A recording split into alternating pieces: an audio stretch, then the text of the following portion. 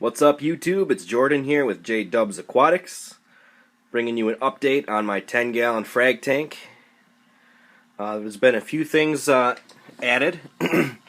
My rose bubble tip anemone, I had 4 of them in my display tank, and one of them went rogue, and I ended up having to pull it off the base of my torch's rock because it climbed up the skeleton. A few stings were exchanged. And anyway, it made its way back down to the base, and I got it off the rock with a credit card very carefully. Acclimated it to this tank, and about 2 weeks later, it decided to split. So now I have 2 rose bubble tip anemones, and I've got a new skunk cleaner shrimp that I added recently. I've had these 3 fish for a little while now. I had, when I started this, I had those 2 3-striped damsels, and they were just downright mean and beating the crap out of my blue damsel. So what I decided to do was take those in for some store credit. Got myself a clown and took my fairy wrasse out of my display tank as I was trying to cut my bio load down in there, and added the fairy wrasse to this tank. So now I've got my pink fairy wrasse, the damsel, and the clown, and that's all the fish. I have added a few Astrea turbo snails. You can see one there, one there. I think there's 3 of them in there total. There's one bigger one somewhere. Oh, yep, bigger one is up there. And there's also a Mexican turbo snail in there now too.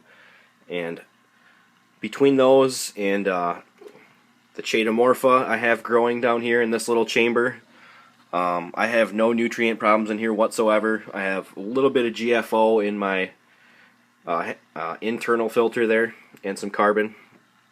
And otherwise, I just do 10% water change every week, and things are going pretty smooth in here. I'm starting to get some of these little filter feeders on the glass. I got to do a quick scrape job on those soon, but those are not an issue. Those are actually beneficial. Do have both of the Kenya trees still. Of course, they got knocked over by my giant Mexican turbo snail. And put all my zoas down here on the bottom.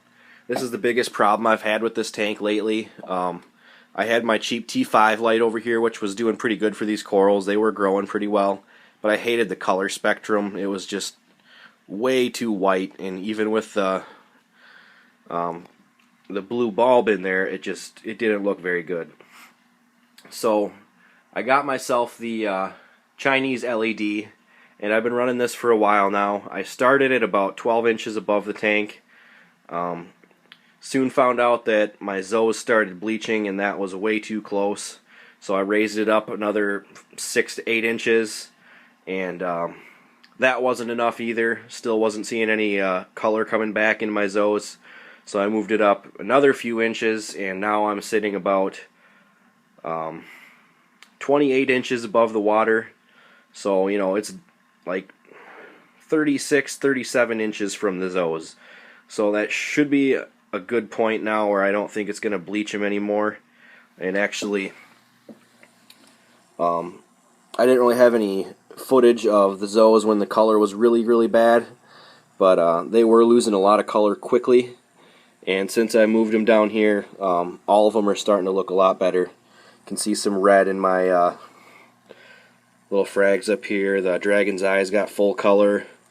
Those weren't in there as long, but the dragon's eyes are looking really good. And whatever those, I think candy apple reds or whatever the hell they're called, with the little green ring, they're looking good. The color's coming back, so I expect them to make a full recovery.